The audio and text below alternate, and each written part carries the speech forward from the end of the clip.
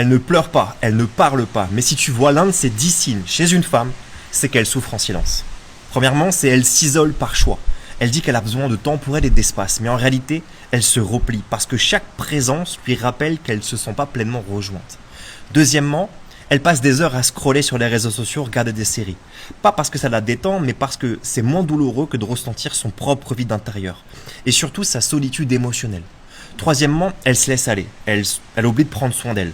Elle te dira qu'elle est juste fatiguée, mais en fait c'est souvent une forme d'abandon d'elle-même qu'elle n'ose pas forcément nommer ou qu'elle n'en a pas conscience. Quatrièmement, elle reste dans des relations qui la vident. Pas parce qu'elle ne voit pas ce qui se passe dans la relation, mais parce qu'elle espère toujours que ça va changer. Et qu'au fond, en fait, elle croit qu'elle mérite pas mieux. Cinquième point, c'est elle donne tout. À ses enfants, à son conjoint, à son boulot. Elle s'épuise en pensant que l'amour, c'est s'oublier pour les autres. Mais en fait, personne ne voit qu'elle est en train de s'éteindre. Le sixième point, c'est elle bosse sans relâche. Pas pour s'épanouir, mais pour pas ressentir, pour pas penser. Parce que s'arrêter ou ralentir, c'est risquer peut-être de s'effondrer. Le septième point, c'est elle fuit dans le contrôle. Organisation, to-do list, planning, c'est le truc parfait, carré, millimétré.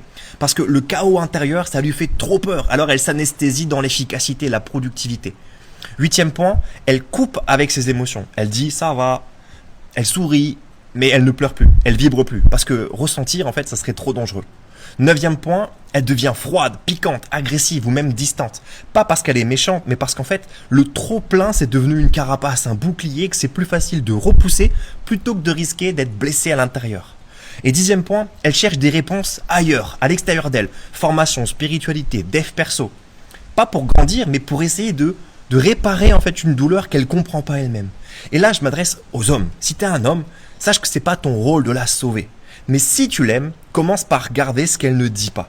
Et offre-lui un espace où elle peut tomber, s'effondrer, sans être jugée. Maintenant, abonnez-vous à ce compte. Je vous partage du contenu au quotidien pour comprendre les dynamiques des relations hommes-femmes.